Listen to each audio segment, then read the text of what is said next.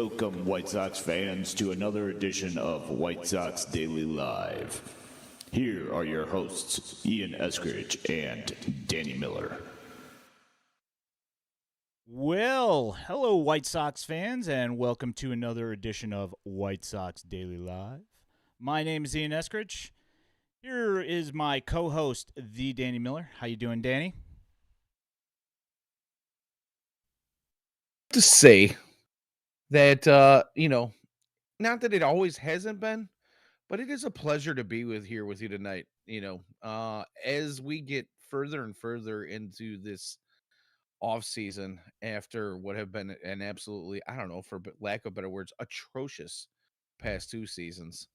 Uh, you know, the taint of what was during those two seasons is kind of I'm letting go of the hatred and the anger little by little, and I'm just trying to find new rays of hope. So I don't know, it's gotten easier to get on here and chat with you on Monday nights as I retrain my brain to do that. So I'm kind of hoping I can do I'm hoping I should say, could help some other White Sox fans find some positives to continue on with your White Sox fandom. I don't know, man.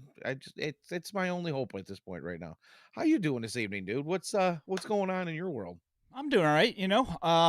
I agree with you. I think that we definitely need to move past 2023 because that was pretty much the worst baseball experience that I've had in pretty much in my life. Yeah. I can't think of any year that was worse due to the expectations and just how it ended up playing out, and it was just not fun, And I'm looking forward to turning the page, and there was a big move this week, and not huge, mind you, but we'll go through the trade of Aaron Bummer. I mean, in the world of what we could have expected, I would say it was actually pretty huge.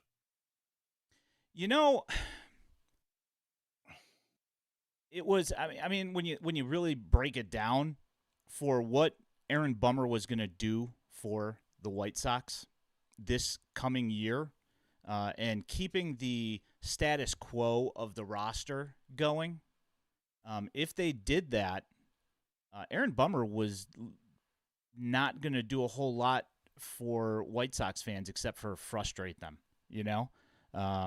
especially with bad defense. We saw how things went for him. So, but we'll get to that in a minute. Free agency is on and popping right now, and a couple of old friends got some deals today, and Indeed, one of those people is Reynaldo Lopez, who reunited with Aaron Bummer down in Atlanta, signing a 3-year, $30 million deal with the Braves. And they're saying that they might give him opportunity to become a starting pitcher again. What do you think about that? Well, my personal opinion is that I'm first off happy that Reynaldo is making his way into an organization that in recent years has uh, been synonymous with the word win and being a winner. Something that I think Raylo is probably going to enjoy after spending so many seasons with the Southsiders. But as far as him becoming a uh, starter, I don't know. I just feel like that ship has sailed. We as White Sox fans had seen it.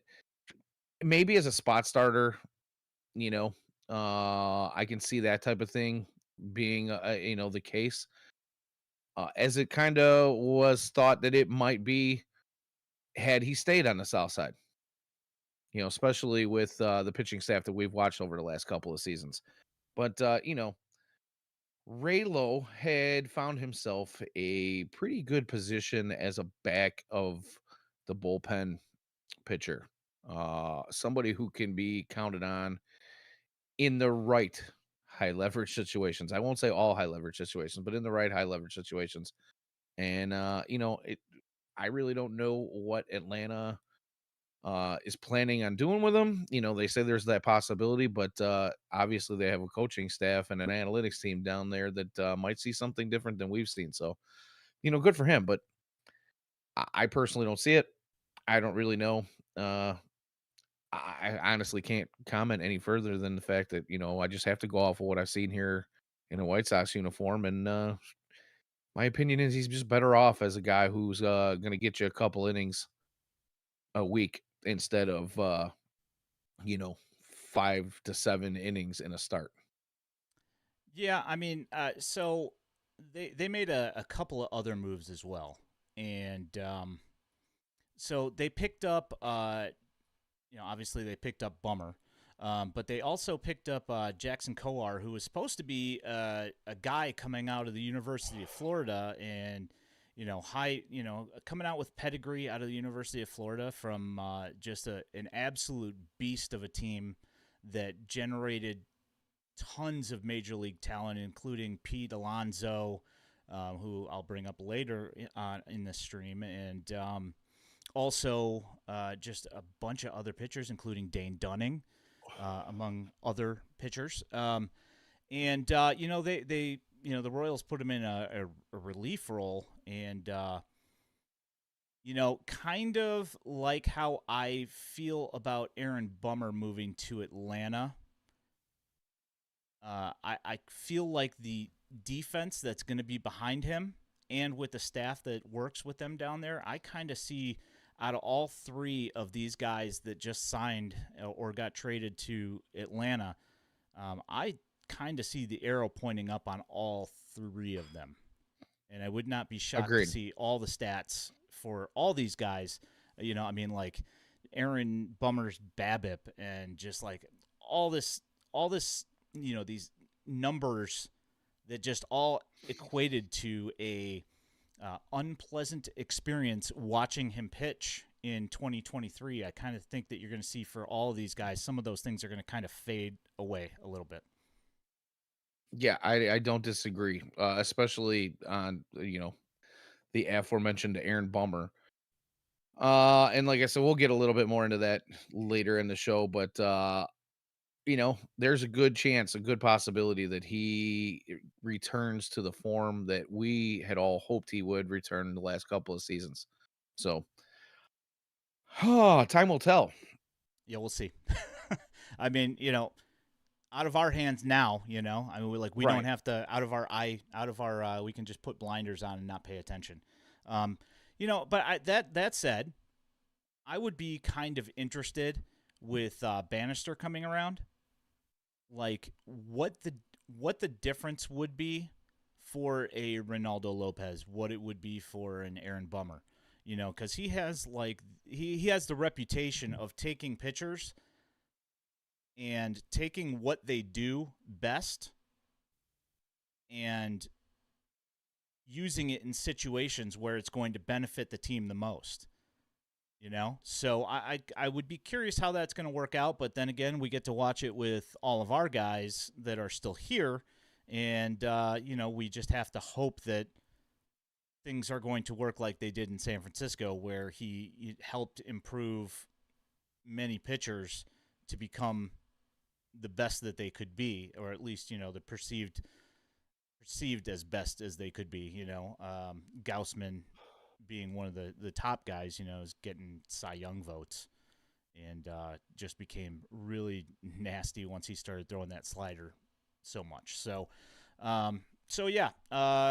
Also, Lance Lynn found himself a new location to allow home runs at in St. Louis, and he signed now this contract is you could say it's incentive laden. I mean, actually, Jerry would probably absolutely love this deal. It is a 2-year deal technically, but it is definitely a 1-year $10 million deal with a buyout of $1 million for 2025. But they also have the option that they would keep him in 2025, and it would basically end up being, I don't know, $13 million or something like that. So basically $24 million total that the deal could be worth. How much of that deal do you think he makes it through? $5 million worth of it. Well, I mean, he's going to at least get 10. So Is I it mean, 10 guaranteed? Because I'm thinking, yeah, he might only play half a season. very And possible. I shouldn't say that. Here's a guy we've talked about it many times before, where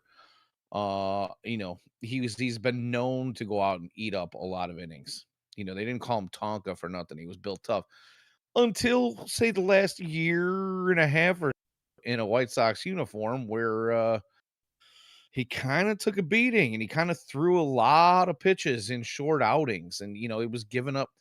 Like I said, it was almost like clockwork in 2023, where he was going to go out and in the first inning give up 30, throw 35 pitches to get out of the inning. And like you said, he was going to give up a bunch of dingers because he's going to fall behind in the count, or he's going to get ahead in the count and then Picasso everything until he gets behind in the count, and he's going to serve one up. I don't know. He's on the wrong side of he's in the back end of his 30s now. He is not a young man anymore, and he does have a lot of mileage on that arm.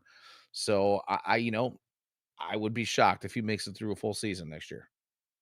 Yeah, I'm It pretty much on might board. be a bad prediction, but hate to talk ill of anyone, but the mileage is it's adding up. Yeah, I mean, obviously, as you said, you start getting deeper and deeper into the 30s there, and you generally don't get better. Save for a few Hall of Fame worthy pitchers that are going right now, and And even a couple of those guys are beat up and dinged up, and I've seen their injuries pile up in recent years. yeah, I mean, JV had Tommy John, and took a little bit of time off, and Scherzer's been going through a bunch of issues with his arm as well. Yeah, as you get older, it's to be expected that there's going to be some breakdown there.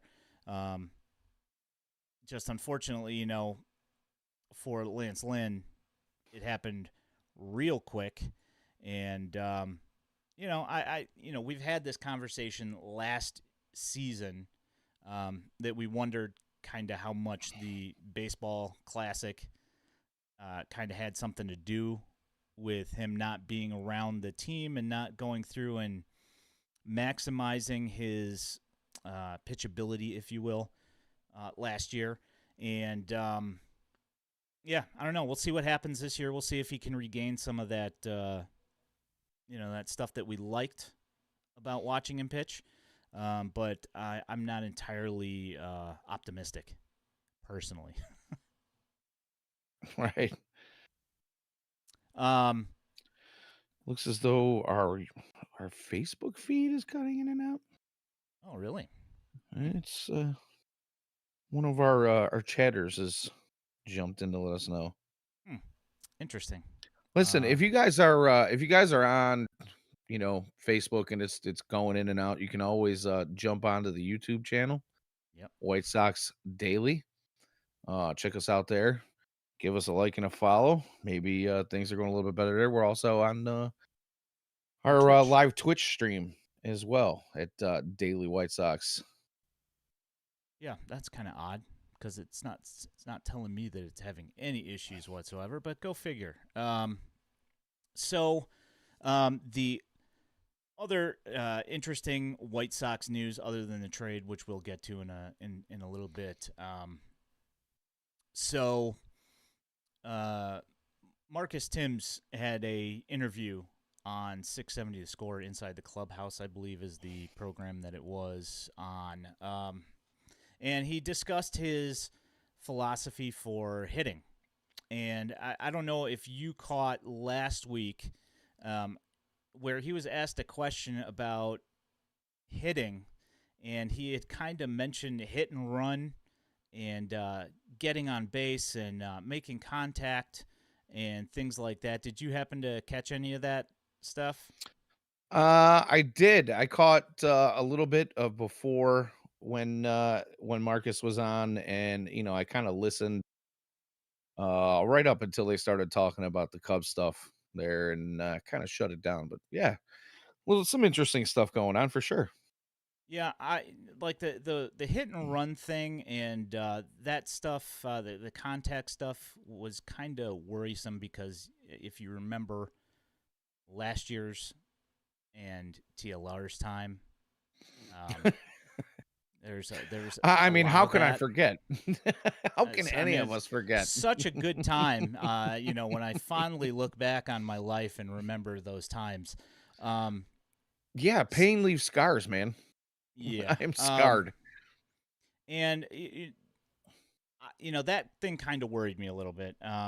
When you look at what he had in Anaheim in Shohei and Mike Trout, those guys kind of probably work things out pretty much on their own, being the best two players in baseball over the last 10 years, roughly. But I'm cautiously optimistic. Some of the guys that were in the lineup that weren't necessarily expected to put up good numbers did fairly well under him, and he's had a couple of runs in different places. With the Yankees, he did well as also as an assistant. One thing that kind of caught me a little bit off guard when they asked him about if he uses numbers, uses analytic stuff to help guys prepare, and he says he looks at that, but he also uses his eyes and I think his gut was the word. experience. Yeah, Yeah, I gut. think gut Yes. was the word he actually used. I still my gut as well. I said, okay. Yeah. I mean that whole thing about visual analytics, as TLR I believe called it. That whole thing kind of scares me a little bit. Especially, and also, the issue last year is that you've also got these guys talking to three different guys. So they also asked him how important it was to have one voice in there, and he says he likes to talk to the players and see what they're seeing, hear what they're seeing, and he said he's just going to do his best to get them prepared. He'll do video work and all that stuff. So, I'm cautiously optimistic, but then again, how much is a hit? I know that everybody's least liked guy on the White Sox is the hitting coach. I mean, it's It's been well, that way for a long time. at least till TLR and Pedro showed up, that was who the least liked person was. Right. But I don't know. I don't know how important it really is. It's kind of one of those things you always hear. Well, hitting coaches don't really matter that much. I've also heard that managers aren't really that important, but we've seen how that's played out over the last couple of years. Have you heard? Whoa, I lost you. What was that? I said, have you heard Todd Steverson do an interview? And I know he's not there anymore, but I mean, have you heard him do an interview? He's in the front office, according to the front office list. Whatever. He was easy not to like as a hitting coach. I'll just say that. I mean, That's he true. didn't really. I never heard the guy say anything that I thought sounded like what a hitting coach should be saying. Nothing against the guy. I don't know him personally. This is not a personal attack, but come on. But anywho, now I'm getting off the real subject here. Just kind of piggybacking off of the idea of hitting coaches being unlikable. I mean, we've had a few of those people that have been easily unlikable, I guess would be the way. Oh, hey, there you are. Old Yeah, James see Coogan that? there on the YouTubes. See you, man. Yeah. So he also talked about going to see, actually talking to Eloy on the phone and talking to him about the work that he's been doing, saying that he's been working on getting more athletic and, trying to. One of the things that he tried to impress on Eloy is that instead of trying to hit pitchers' pitches just because you can, stop me if you think this sounds familiar.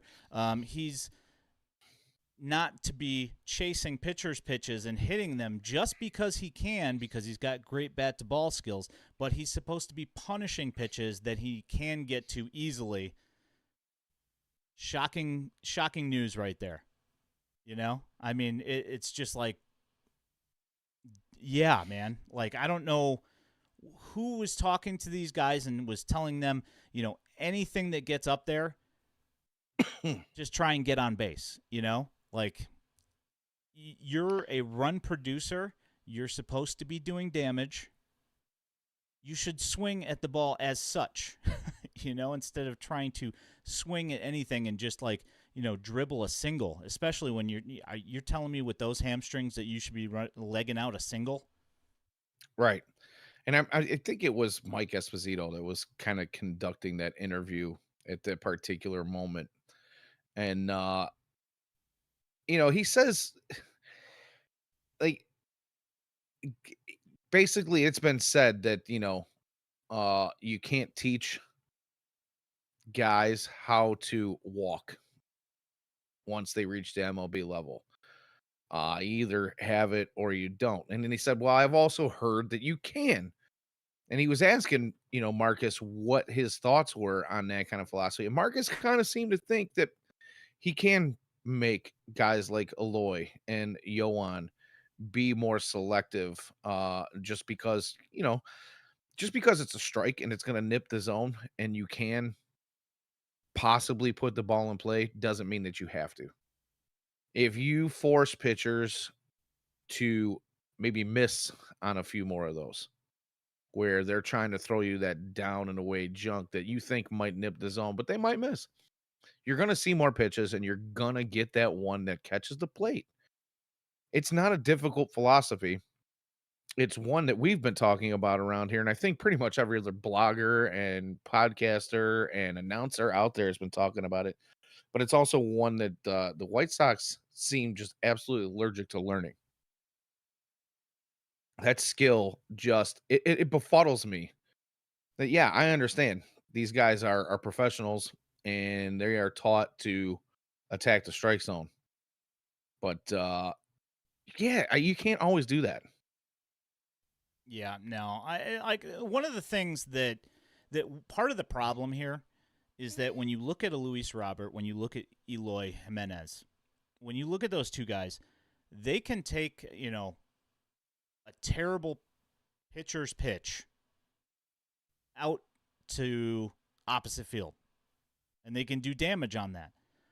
But, if they get something in their wheelhouse and they start planning to hit that instead, that's when they really become dangerous.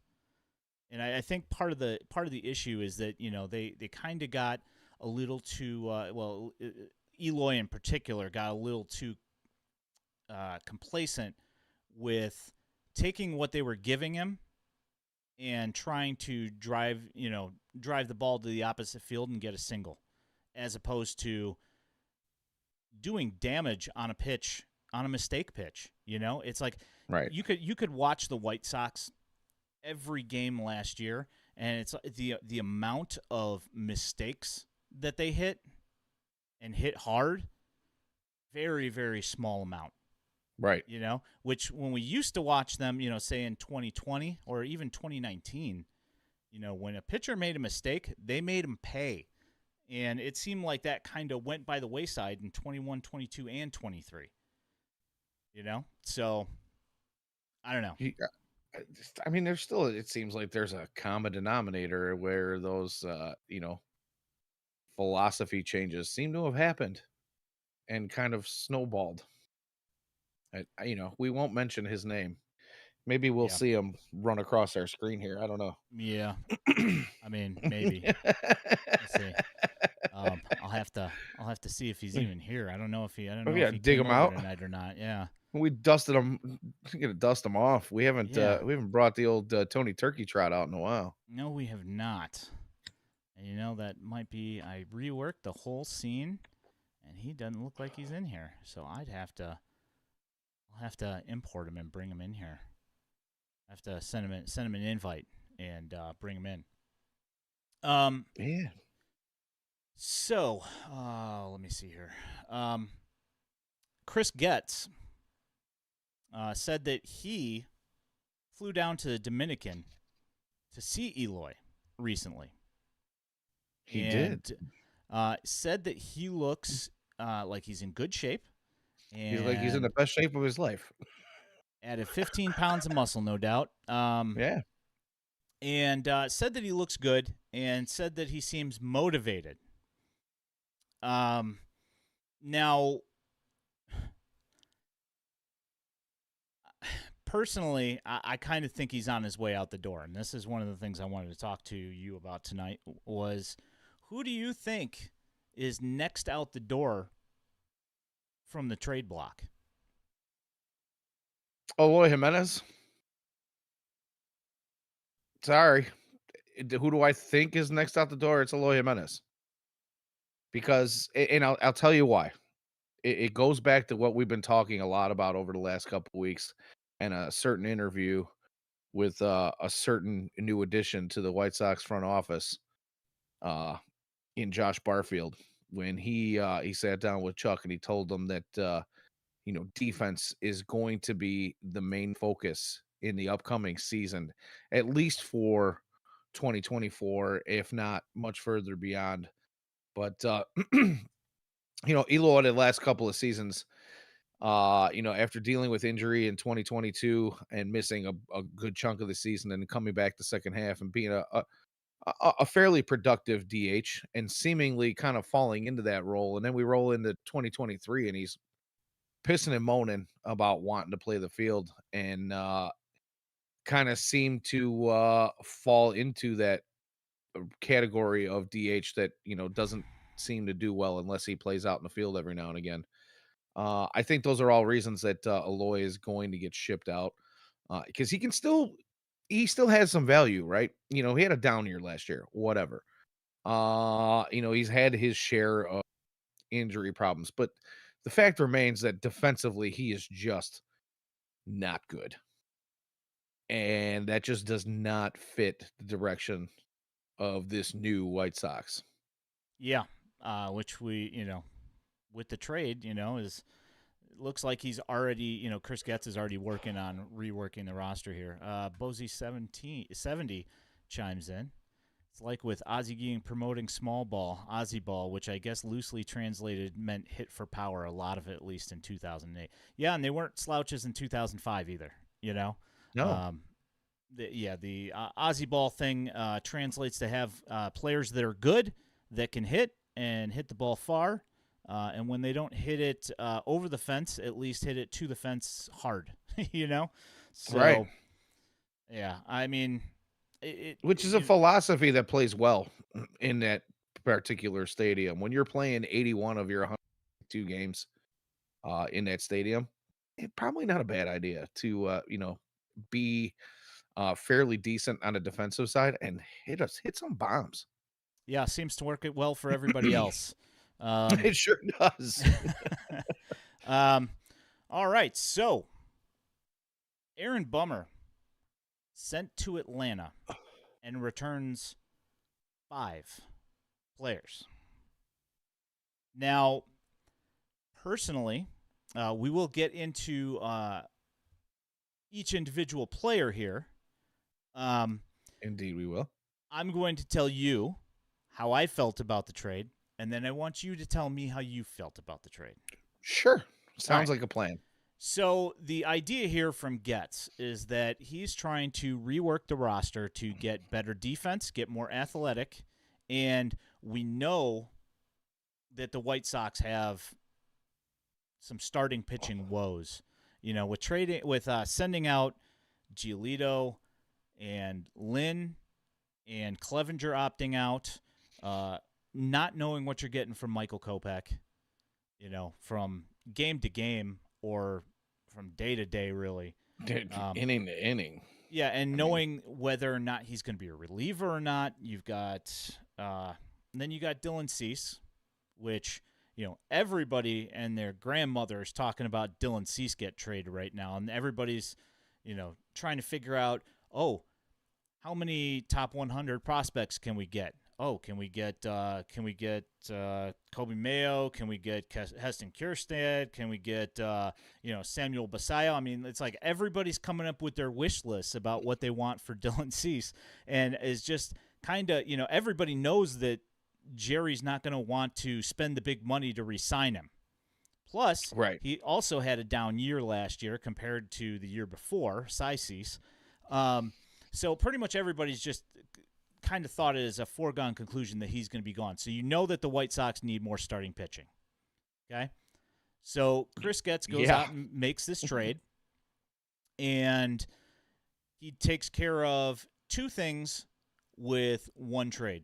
He gets two defensive infielders who, I mean, to be honest, like the bats are lacking, like each one of them showed, skill sets in one shape or another with the bat, but, they're mostly defensive.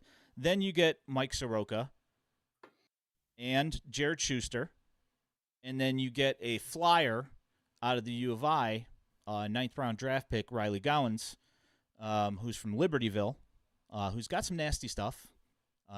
Bringing home some local talent. Yeah, but I'm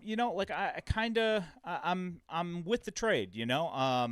I don't like I said earlier. I don't really see what Aaron Bummer is going to provide to the White Sox in 2024 that is worth keeping him around for when you can get something that is going to raise the talent floor of the entire 40-man roster and make you more athletic and more defensively centered because, as we know, the important thing, catcher, second base, shortstop, center field, right up the middle.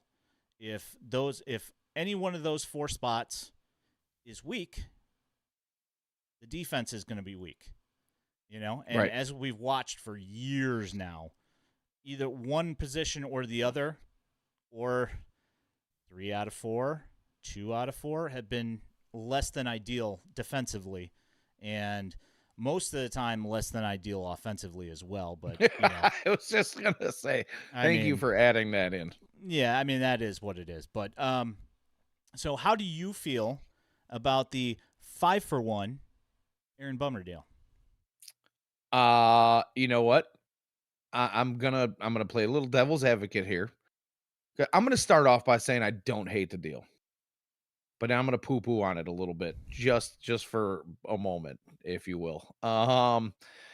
So you bring up the fact that earlier in the show we talked about Aaron Bummer going to the Braves and him becoming a part of an organization that is more on a winning trajectory than the White Sox have been for some time, and going somewhere where defensive metrics mean something and have been much better than they have been for Aaron on the South Side.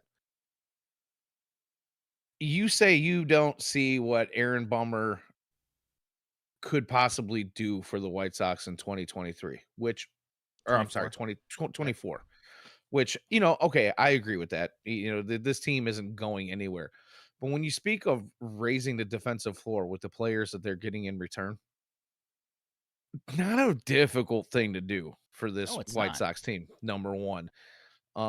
Number two, if you are going to raise the defensive floor for this team and you're going to make them better defenders, I think Aaron Bummer might return at least somewhat to the guy that Aaron Bummer had been. There were a lot of balls that, kind of went through that maybe shouldn't when he played. And, I mean, honestly, you brought up the BABIP. That guy seemed to get the slow bouncer that barely squeaked by a glove more often than not. And did those things go down as was closest to them? No, because nobody ever got a glove on him.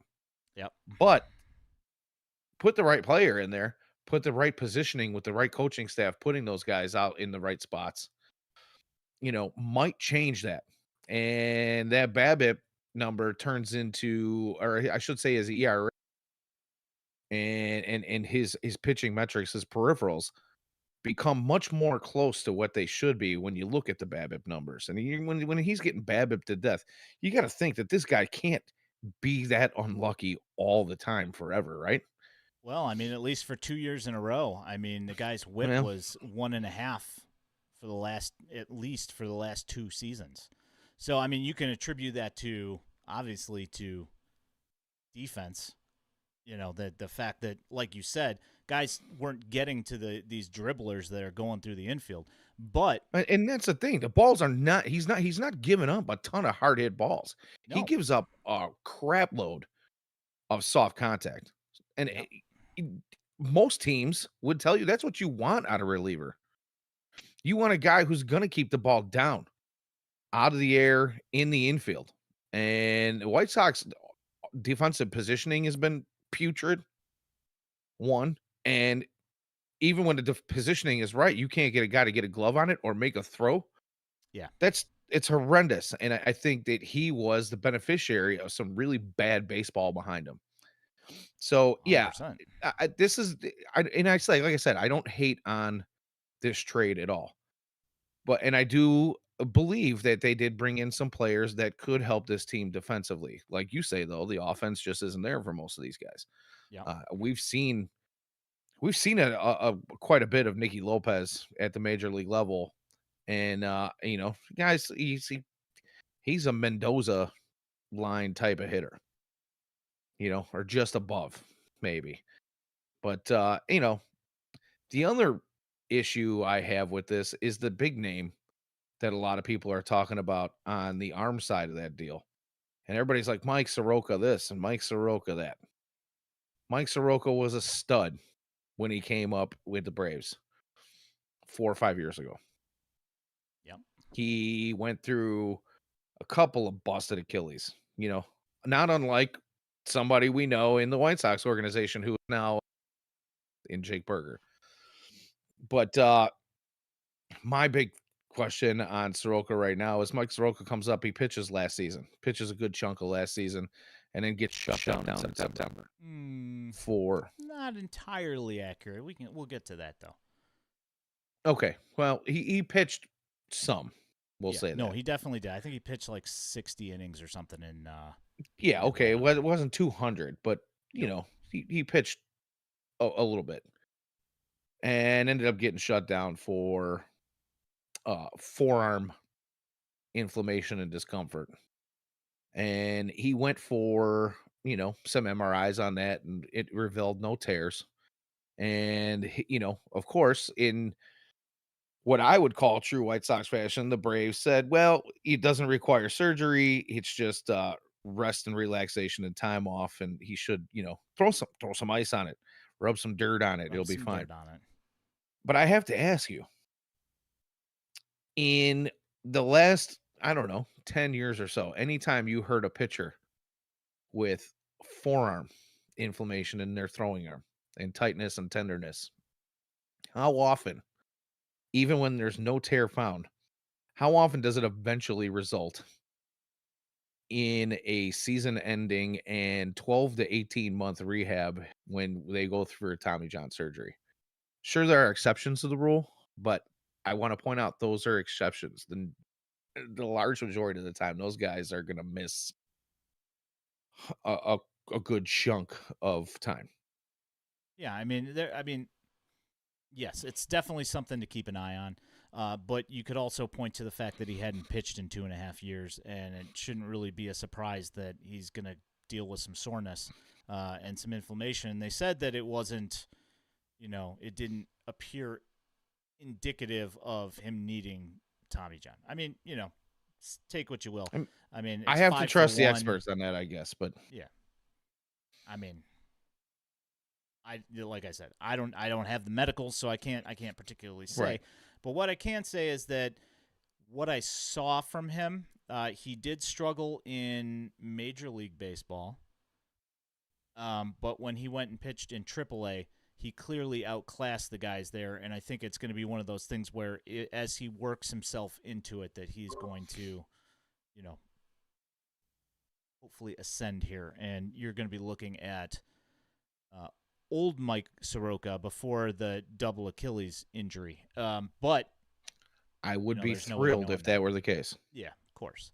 So, Yeah, I mean, I see where you're coming from with the take it with a grain of salt, and with all these guys, like I've got video on everybody except for Nicky Lopez, because everybody's seen Nicky Lopez. Everybody knows what Nicky Lopez is because we've seen him play with the Royals, and he's been in the majors for several years. There haven't been any like major injuries where he kind of disappeared. Why I have video for Soroka is because the video that I've got is video from last year when he was pitching in AAA, because I wanted to provide like as accurate a picture for what he is now, as opposed to going back to 2019 when he's sixth in Cy Young and second in Rookie of the Year, finishes behind Pete Alonso, who's hitting 50 bombs as a rookie. Right. That's not the Mike Soroka that I want to talk about, because it doesn't really make a whole lot of sense to talk about 2019 Mike Soroka when the guy who's going to be here is going to be 2023 and beyond Mike Soroka. So I do have some video for that. I understand, and like part of the thing here is that, you're also, you're only getting 1 year Soroka unless you True. manage to extend him, right? So he's only going to be here for 1 year. It was kind of one of those things that's probably like, we lost Clevenger. Let's hope that, we're going to need arms. The White Sox are going to need arms. You're going to need 16, 17 starting pitchers this year probably. Right. We talk about, the normal average is about 11. Right. 10 to 11 for most teams. They're going to have Yeah. at least one start. Yep. Throughout the season. You're going to have at least 10 to 11 guys that have at least one start. Yeah. So, I mean, I'm just assuming that when your quality kind of dips, that the amount of pitchers goes up, I would say that's probably a pretty fair assessment. Yes. I mean, I guess we'll find out. Right.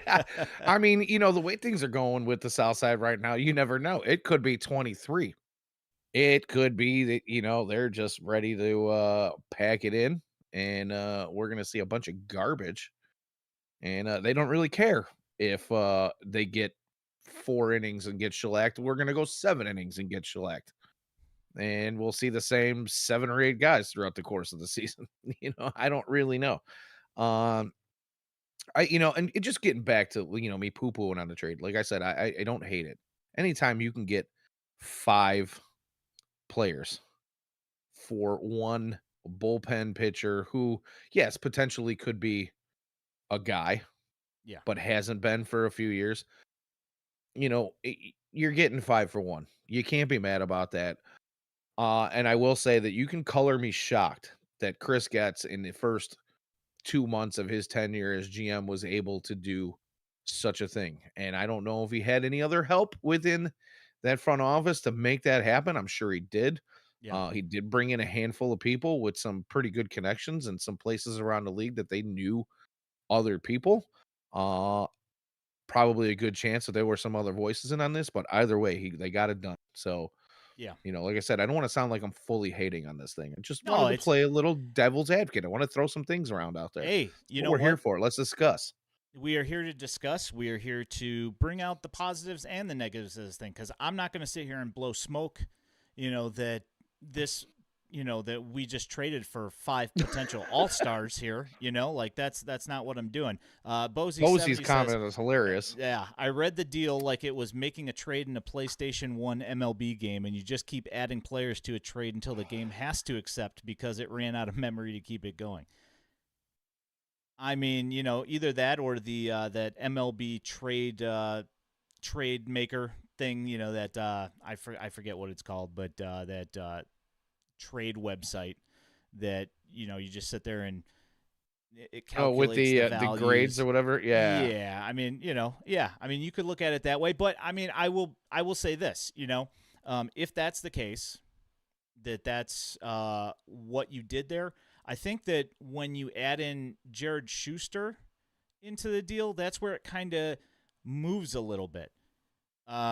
and I'll discuss that here in a minute. But I think that kind of shifts the value of the trade for the White Sox because he is one of those guys that is a little bit more crafty and actually knows how to pitch. He's not just blowing the ball past guys.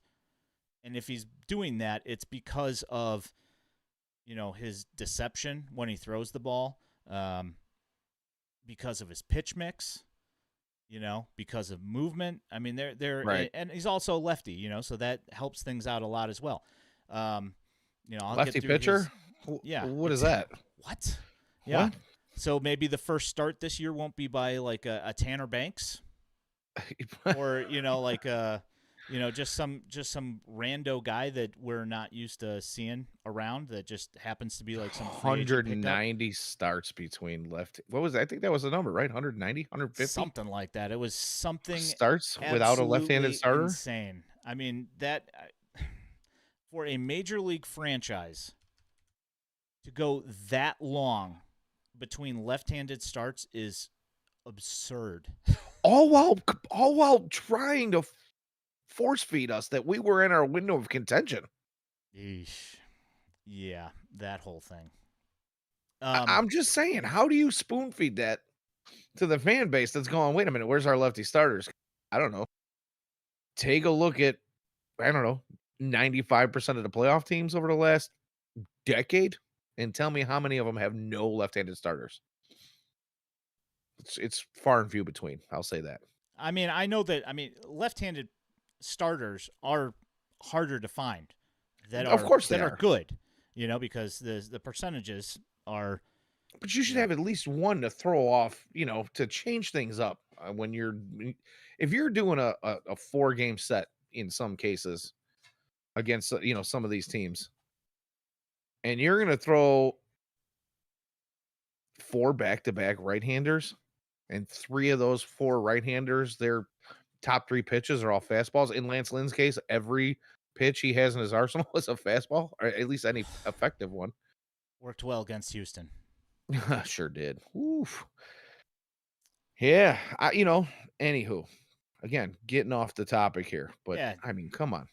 All right, so I figure we'll go through each one of these guys that the White Sox picked up, so everybody can kind of digest what the White Sox have received from the Atlanta Braves.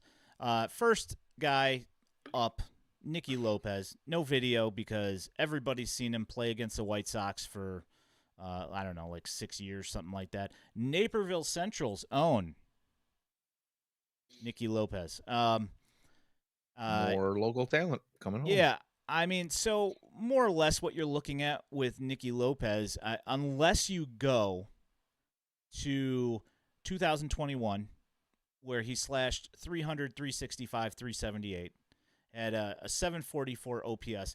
That was the only time in his career that he's been above average in OPS plus. He had 104 in 2021. This last season, where he was dealt to Atlanta, when he was with Atlanta only in 25 games towards the end of the year, playing, just a platoon role, filling in for injuries. In 25 games, he had an 89 OPS plus, and that's the closest to 100 that he's come since he hit 104 in 2021. You're looking at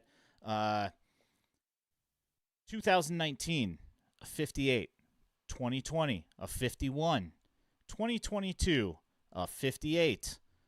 Wow. 2023 with the Royals, 69. And with the Atlanta Braves, an 89. Oh, at least he's on a little bit of an upward tick. I mean, here to last. I'd say it's safe to say that he is a glove first player. One thing that he does well, other than use the glove, is he runs the bases well, and he can be annoying on the base paths. And I will grant them that. The major issue is that unless you're in the Atlantic League, you can't steal first base. No, you cannot. So, granted, his on base percentage is, even in with the Royals this year, his on base percentage was 90 points higher than his batting average. So he does take his walks and he does have a good eye. So I'll give him that. But the issue still is that the guy just doesn't hit. He doesn't hit for power. He doesn't really get that many hits. To be honest, I mean, more or less, you're getting this guy specifically because of his glove, and he has a real solid glove, and his arm's pretty good. I mean, he's not, O'Neal Cruz or Ellie De La Cruz out there throwing it 103, but I mean, he's got a fairly decent arm. So, I don't know. Say what you will. I'm not expecting anything out of the bat, but if Chris Getz's philosophy is to get better defensively, by bringing him in, they definitely did that. Your feeling? Yeah. Now let me ask you this: where does he play? Is he? Are we putting him? Are we just plugging him in at second base at this particular moment? Is that what we're talking about here? And the only reason I ask, again, I'm just going to play a little bit of devil's advocate on these guys that were coming over in the Bummer trade. Do we or do we not have within our own minor league system at the moment a couple of guys who can play some solid defense at second base? See, now here's where things kind of get a little bit weird, right? Is that if you listen to 80% of the bloggers and fans, prospects or suspects, and they want proven major leaguers on the team. Well, guess what? Nicky Lopez has been a major leaguer since 2019. I mean, besides the fact that he's got a 73 career OPS plus, which means he's 27% below average with the bat. If you look at Jose Rodriguez, if you look at Lenyn Sosa, if you look at Zach Remillard, you might, with Lenyn Sosa and Zach Remillard, you're not looking at a plus glove. You are looking at a pretty good glove. Nothing great, at second base, but capable, and they're not going to embarrass you a lot out there anyway, right? Right. And I would like to think that over a full season, that Lenyn Sosa would provide you with more than a 73 OPS plus. And when you go to in a 5-year career only having 1 year above average with the bat, and that that's without any power whatsoever, that maybe having Lenyn Sosa there with the ability to give you a little bit more power, and judging by what we've seen from him, where he generally takes a while to warm up to a level, right? Right. That maybe he does do that. But I think that the thing here, and I'll get to Jose Rodriguez in a second here. But that's where I was gonna go next. Yeah. But if you're that the team's going to be bad, right? Okay? Right. So getting better defensively is going to help you win 7 games, 8 games, probably. Yeah, Josh Barfield seems to think it can even net you upwards of 15 games. Okay, fine. Last year, the White Sox lost 101. So 15 games of improvement puts you at 75 wins, which is not going to cut it.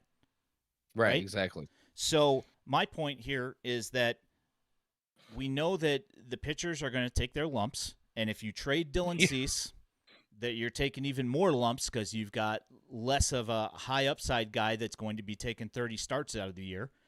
So my point kind of is right now is exactly when you have to figure out who those guys are. And if you are taking the guys from this deal and you're seeing their offensive numbers and you're saying to yourself, that's good depth for AAA, fine. Like, I get that. Okay. But All right. to, like in my opinion, if you're keeping these guys down in the minors, specifically for these guys that you got in the trade, when you look at their bats and, I mean, we'll get into it, but I mean, not one of them is a plus bat, and hasn't Not a been. single one. No, you're right. Yeah, exactly. So, I mean, we're essentially looking at, two guys that they got, and neither one of them has really done anything in the major leagues. Shoemake has only played one game in Major League Baseball, Right. so and that's whatever. But we know that Nicky Lopez can't hit. Okay, but we know he's got a great bat or a great glove. He does indeed. Now, Jose Rodriguez, on the other hand, yes, he does take some time to warm up to a level. We have also seen this with him.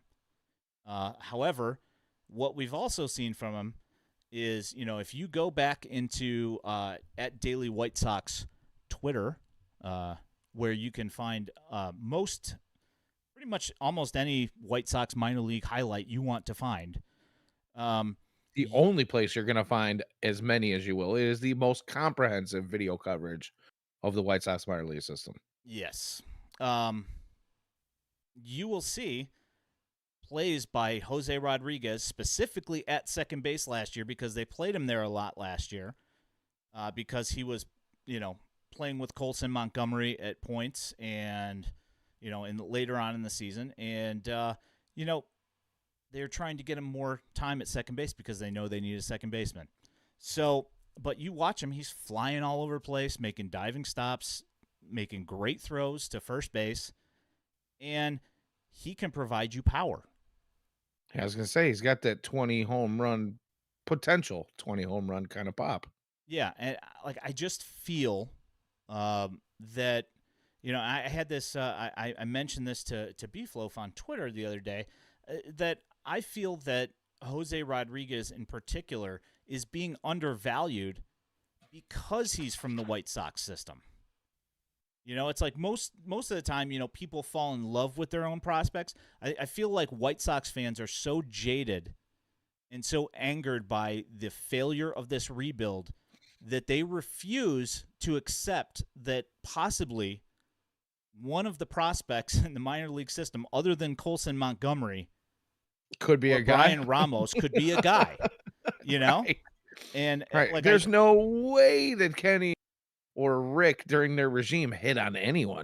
No. Yeah, absolutely. No possible way. Yeah. All right. So what I'm going to do here. Yeah. Ian's over there in his control room. He's got like 47. I have. Looks like he's ready to fly the Enterprise. I've seen photos of Ian's workspace. So you guys haven't. It's impressive. Let's just say I that. have so many windows open right now. I probably have like probably about 30 tabs open here. So all right. So moving on to the next guy. Since we talked about Nicky Lopez and what to expect from him, we know. So Mike Soroka, 26 years old. He's got 1 year left on his deal. Probably just like Nicky Lopez, was probably going to be non-tendered. But in order to get some extra guys to us and to, like Bozy said, fill up the trade machine so you could trick it into giving you things, Mike Soroka's in here. And like I said, he's second in Rookie of the Year, lost to Pete Alonso. Finished sixth in Cy Young that year. 2020, I think it was like his second start or something, blew out his Achilles.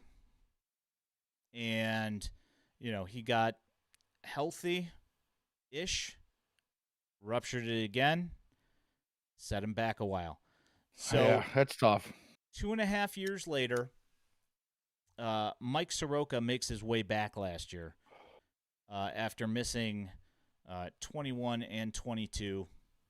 And, I give or take some, because it was only a 60-game season in 2020. But so he pitched, like we said, he did pitch some with Atlanta last year. And he did. He went 2-2 with a 6.4 ERA. Like I said, he was giving up more hits than he was used to with Atlanta.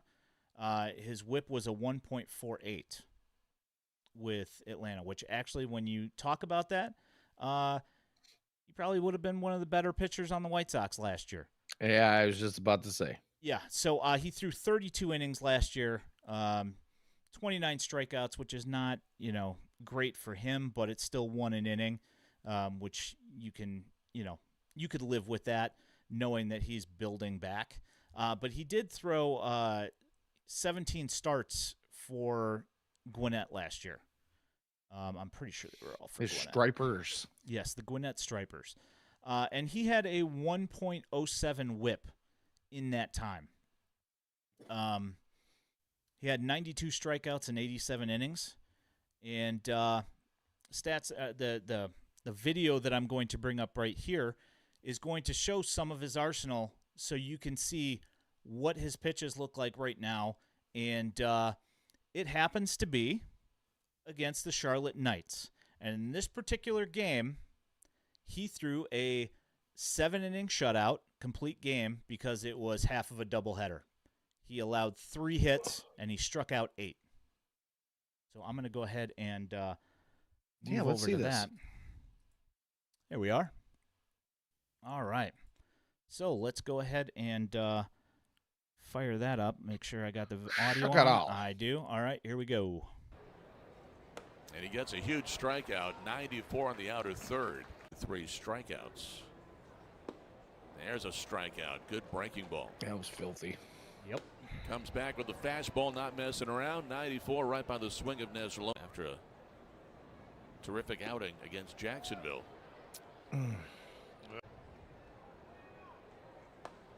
Fastball. Inning over. 95. 100 RBIs since Brad Eldred in 2008. RBI games together. Here's a strikeout. Big strikeout of. And now you're in a That's a nasty fastball right there on the out. right-handers tonight. Strikes him out. Got a foul. Strike 3. Breaking ball on that swing and miss. All right, so what you're looking at there is Mike Soroka absolutely victimizing his potential battery mate in Corey Lee, striking out 3 times, and in that last at-bat, 4 of the 5 pitches were breaking balls. It came absolutely nowhere close to putting anything fair. The stuff is there.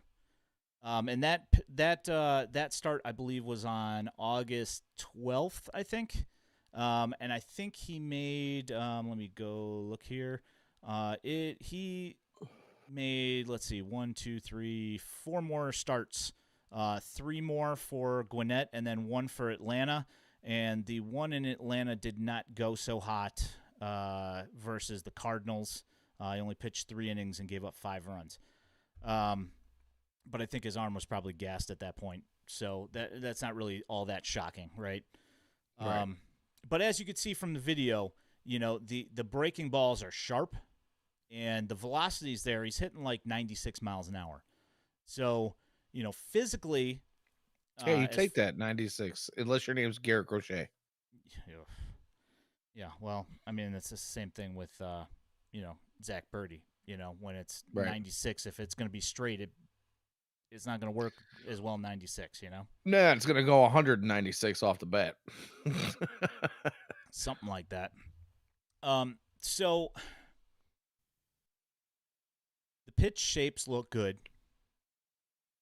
and it looks like when he's comfortable, he's overmatching hitters. I think the issue comes when, he's probably pressing is my guess a little bit, and his arms also gassed towards the end of the year. And if you look at his AAA numbers, coming in with a 1.07 WHIP, clearly he was pitching better in AAA, than he did the majors, which not really a shocker there. But he had a couple of decent innings with the Braves as well. Granted, nothing great, just like a couple of decent outings. He had 6 innings Right. against the Marlins where he gave up 3 runs. not bad. But again, we talk about taking things with a grain of salt, not expecting him to come back as 2019 Mike Soroka. You just hope that, you're getting 20 starts out of Mike Soroka, and he gives you a decent whip and a decent ERA and gets you through part of the season. That's essentially what you're trying to do this in 2024 is get through the season and buy yourself some time to, essentially let guys develop a little bit more before you start pressing some of these prospects up and, not blow smoke and tell people that we're not rebuilding when clearly, you're hoping that you're buying. Essentially you are buying time. So, the other developed pitcher that they got in this deal was Jared Schuster, and he was the number one prospect for the Braves in 2022. 2023 at the beginning of the season, I believe he was also the number one prospect, and he pitched for them in the Futures game. He got Oscar Colas out in that, in that inning that he had in that. And if you look at his stats in 2022, he's got a 3.29 ERA and a 1.05 whip. And that's between AA and AAA. And in AAA in 2022, he had a 4.25 ERA, which is not great, but his whip was a 1.21. Now, fast forward to 2023, and he's got 65 strikeouts to 45 walks, as opposed to the year before, where he had 39 strikeouts and 16 walks in AAA, and in AA, he had 106 strikeouts to 22 walks. Okay, so clearly there was some sort of a command issue with him in 2023. Something was off kilter. I'm not entirely sure what it was, assuming that his body's healthy. But I'm going to bring up the video here in a second, and he is one of those quote-unquote crafty lefty guys, a la, Mark Burley type thing, where he's got some nice movement on his pitches, and his motion is very deceptive. So if you, when you're watching this, watch his arm motion and watch where the ball is in relation to the hitter. They can't see the ball. And then when he comes through the ball, he comes through quick on his follow-through. And, these guys just don't get time to see the ball. So that throwing the timing off, which is the name of the game, especially for a guy like him. And when he mixes his pitches well, it makes it really hard for these guys to square him up. And I also brought this video is also against the Charlotte Knights because I wanted to keep it. I wanted to keep things consistent here. You'll recognize some of these hitters here. Let's go ahead and move over there. Boom. All right, and here is Jared Schuster. At the end of last year, and they first Marlins, Astros, Mets, Cubs. Twisting and dealing is Schuster and finding the journeyman here on this roster. Here's the 1-2. Swing and a miss, strike three. How about the back in left center? Jake Marisnik. His first time up tonight. Journeyman. Yo-yo. Out of the rehab assignment. First pitch from Habs. Here's the 1-1. Pounding the in for the sign from Darno. Here's the 1-2 pitch. Back foot slur to the day. Here's the 2-2 pitch. Keep in mind this is also Johan's first or second game back on his Schuster. rehab stint. Swing and a miss. Strike three. Down goes Johan. It's just really like Yo-Yo to watch the one right down. Stance of his as he tries to check, but close to the front left corner. And he'll take a 2-2 on the way. High. It's a full. Swing and a miss. Strike three. First pitch. A strike at 80 tonight. Oof. Yeah, he comes Again, through quick for with Yolmer it. Sanchez. It Keith moves. Remillard tries a bunt. He'll wave and miss here. Schuster's 2-1. That rides inside. 3 balls, 1 strike. 3-1. Called strike 3. Zachy Flats. Up here. And Yolmer Schusterson, just the move getting inside. 0-1 swung on and victimized missed. here. Swing and Straight miss. Strike fastballs. 3. Oh, that last swing was ugly. Yeah, that was a oh my God, save me swing. yeah, he was not expecting 3 fastballs in a row because that guy's changeup and his curveball or slider are both great pitches for him and usually put away pitches. And he dotted it right on the outside part of the plate, and Yolbert just had absolutely no chance. No, I gotta say that the movement on some of those breaking balls that we just watched in that video, maybe not the biggest breaks on some of those, but as you and I and most other people would say that no pitching, the shape is more important than the amount of break, right? And some of those had a little bit of a late break on them where, you're not going to get good solid contact on those pitches. So even if it's not the biggest of breaking balls, definitely some pretty pitches thrown in there. Yeah, and the thing is that, like I mentioned, the deception on those pitches, these guys, like, they don't have time, because his tunneling's good. So when the ball's coming out and it comes out quick, you don't know what, you have to make your mind up real quick what it's going to be. I mean, the thing is that he doesn't throw very hard.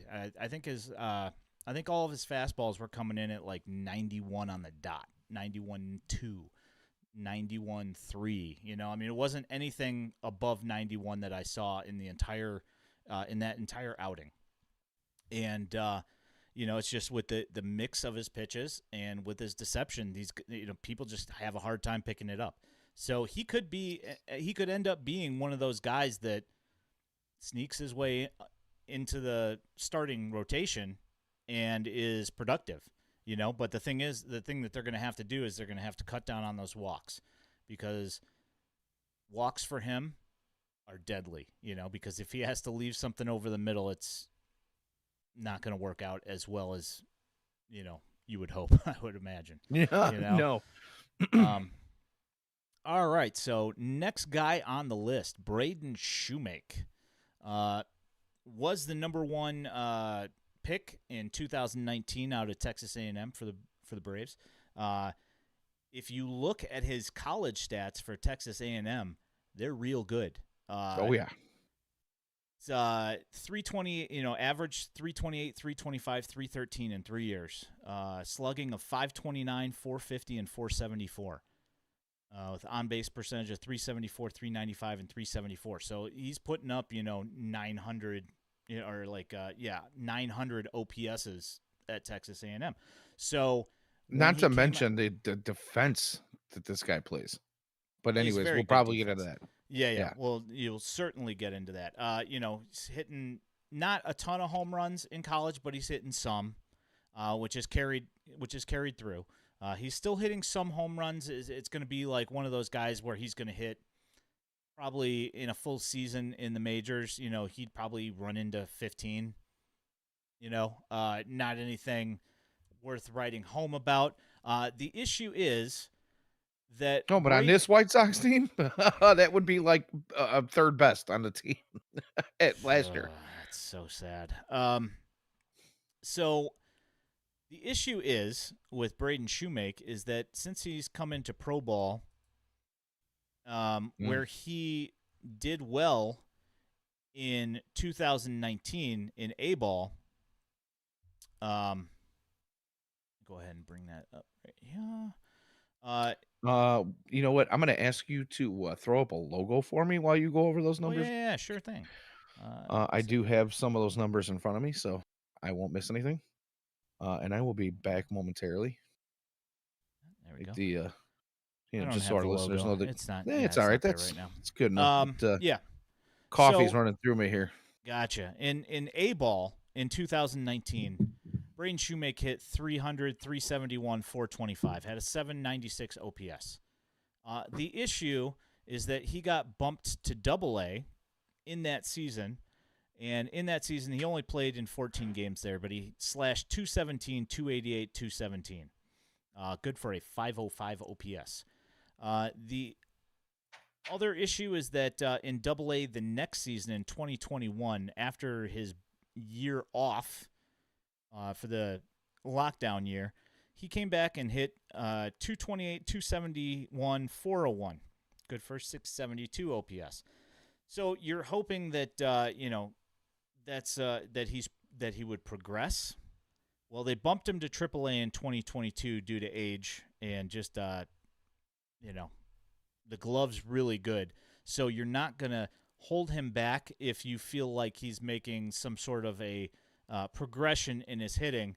The issue is that in 2022 he slashed 259, 316, 399, which is remarkably better in 2022.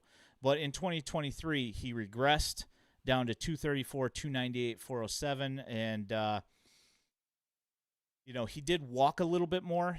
He took some walks, took 39 walks. But the thing is that they never quite got what they were hoping for from Braden Shoemaker offensively. Just the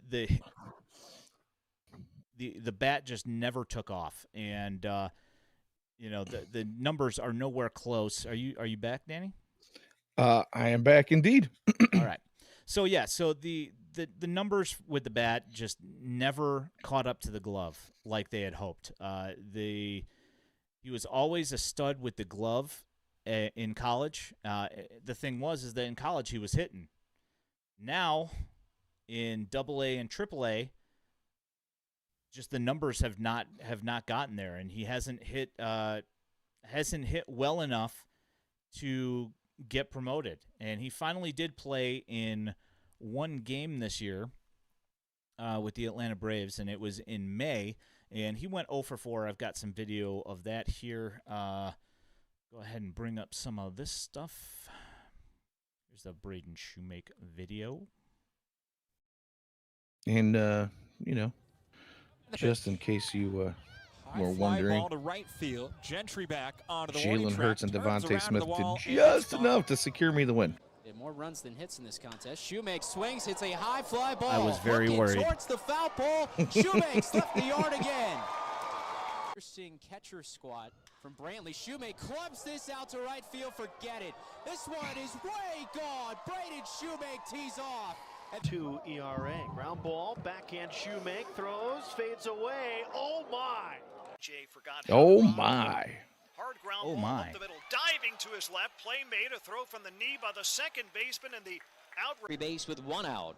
First pitch is lined, and a leaping catch snatched out of the air by Braden Shoemaker. So the glove's pretty good. That's what I was getting at when Now we look were at this talking about range. it earlier. Charging in. The and he runs unfortunate into the thing is- shortstop. The ball Ouch. is loose. That's a fair ball. Legging for third. The unfortunate thing with that range is that he made it so far into left field, he ran into the left fielder and ended up injuring himself. Does But it look familiar? That Yeah. looks like a totally White Sox thing. They saw that play and they were like, "This is our guy." Yep. Yeah, I'm not. That's kind of one of those White You're gonna be like, Sox "Listen, plays. Do not range into center field and do that to Luis Robert. He's had it Yeah. happen to him enough in his No. short career already. Although if they've got Eloy in left field, maybe that might not be a Well. bad bad idea.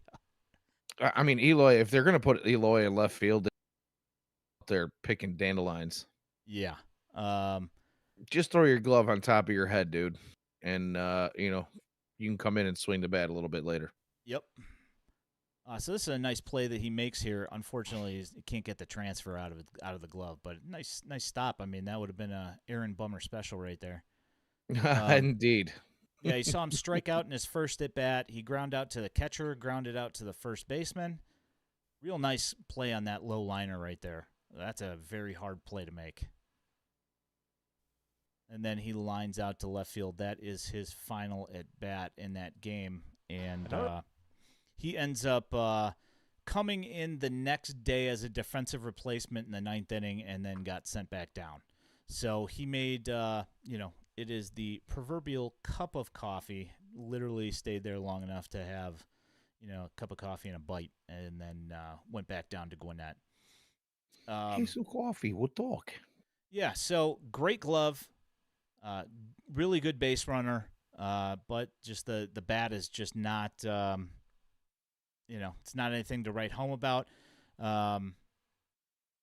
Personally, like I said about Nicky Lopez, is that I don't really see,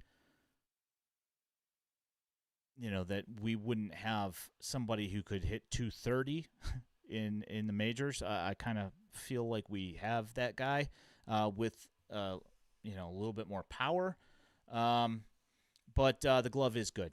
So like I said, raising the floor, not necessarily putting putting together some sort of powerhouse roster here, but definitely improving the fielding at least. Yeah. So the last guy straight out of Libertyville, and he is a Cubs fan.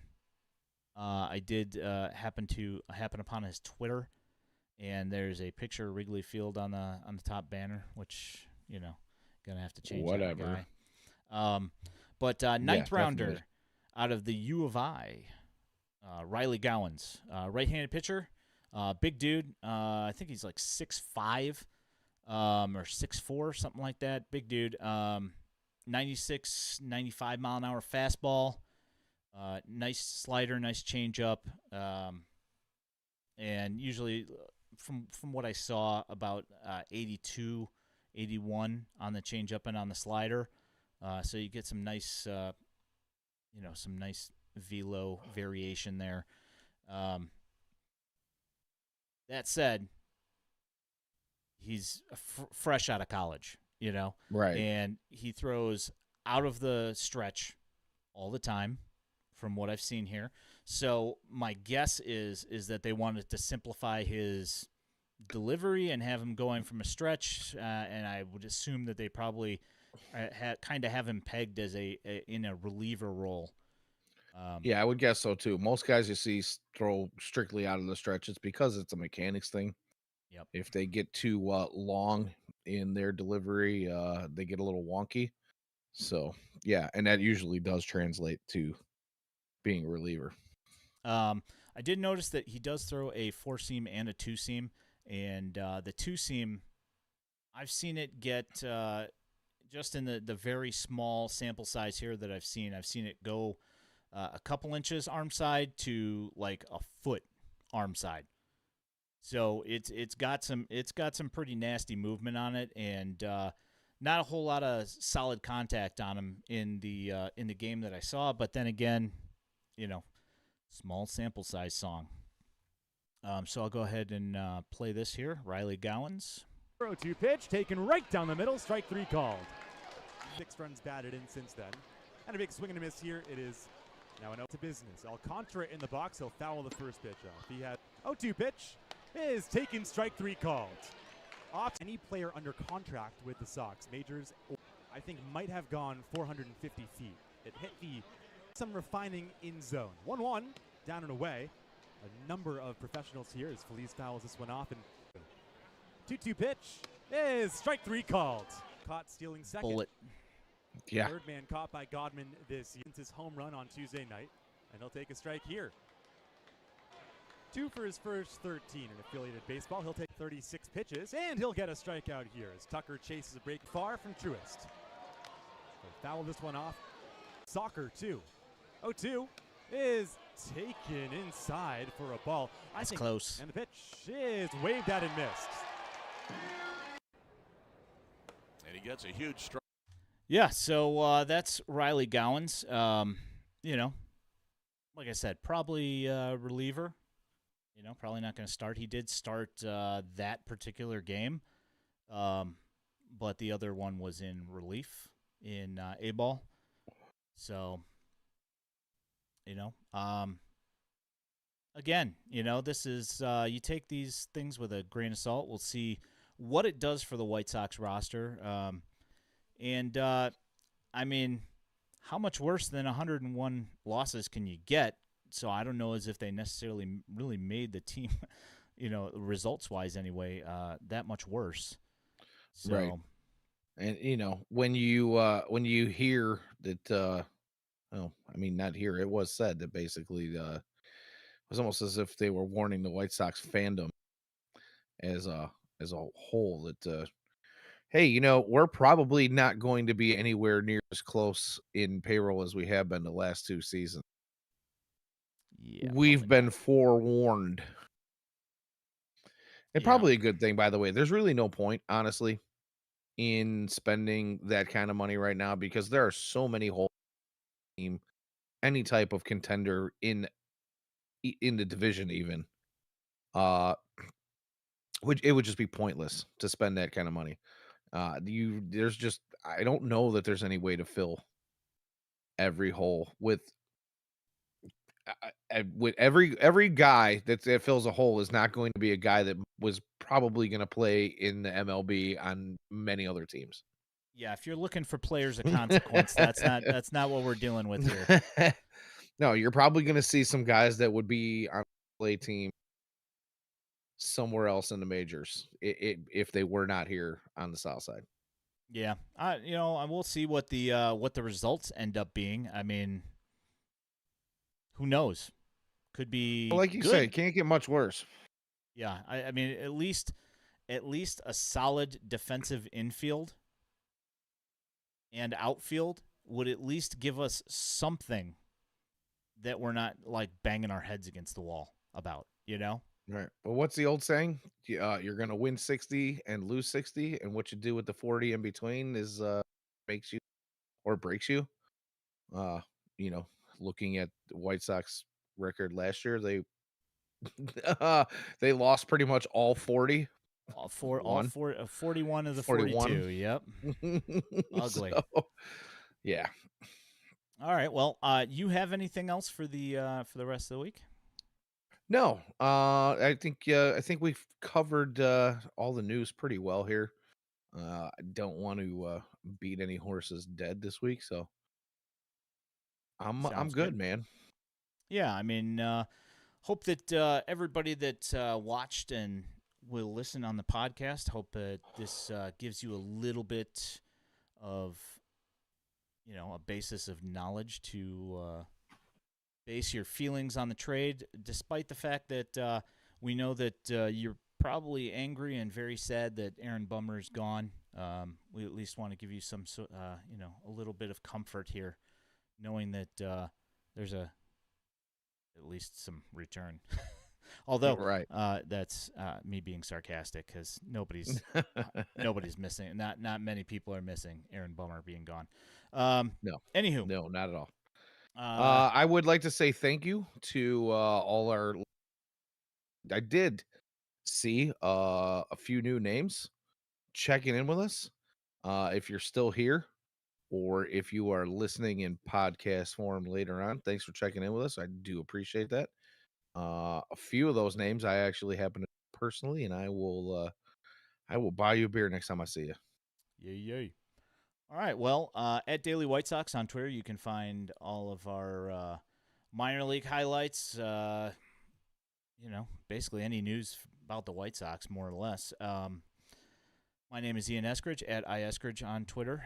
My co-host, Danny Miller at Danny Miller WSD on Twitter. You can find our written content and all these podcasts as well. WhiteSoxDaily.substack.com. Hey, thanks, James. Appreciate it.